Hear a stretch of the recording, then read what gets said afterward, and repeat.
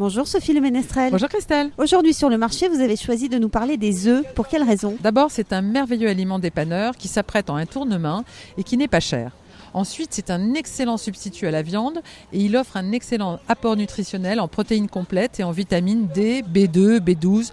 Alors, depuis quelque temps, l'œuf a eu très mauvaise presse parce qu'on a découvert que l'œuf donnait du cholestérol. On craignait donc les maladies cardiovasculaires, mais on est en train de revenir sur ces études-là et de se rendre compte que finalement, vous pouvez consommer un œuf par jour sans aucun problème pour la santé. Alors, comment est-ce qu'on va le choisir ? Parce qu'il y a du numéro 0, 1, 2, 3 ? Tout à fait. Vous allez trouver des codes sur chaque coquille d'œuf avec le code 0 qui sont les œufs bio, élevés en plein air en conformité avec le cahier des charges, nourris avec des céréales bio. Donc vous êtes sûr que vous avez des poules qui ont mangé des bonnes choses. Ensuite, vous avez le code 1 pour des œufs de plein air avec en plus au moins 4 mètres carrés par poule.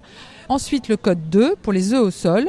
Elles sont élevées dans des bâtiments, elles n'ont pas accès à l'air libre. Et alors, ce que moi, je vous conseille d'éviter, c'est le code 3, c'est-à-dire les œufs de batterie, avec des œufs de poule élevés en cage et complètement entassés. Bonjour monsieur le fromager. Bonjour. Vous vendez en plus du fromage des œufs, et là je vois que vous avez des œufs bleu blanc cœur. Oui. Qu'est-ce que ça veut dire ? C'est une filière nutrition, les poules sont nourries à base de graines de lin. C'est riche en meilleur oméga 3. Donc forcément meilleur ensuite. Meilleur, c'est des poules plein air et voilà, avec une meilleure nutrition. Comment sait-on, Sophie, si l'œuf est bien frais ? Alors, si on n'est pas certain de la fraîcheur d'un œuf, à ce moment-là, il faut l'immerger dans un bol d'eau. Parce que la poche d'air étant peu importante dans l'œuf frais, il coule au fond.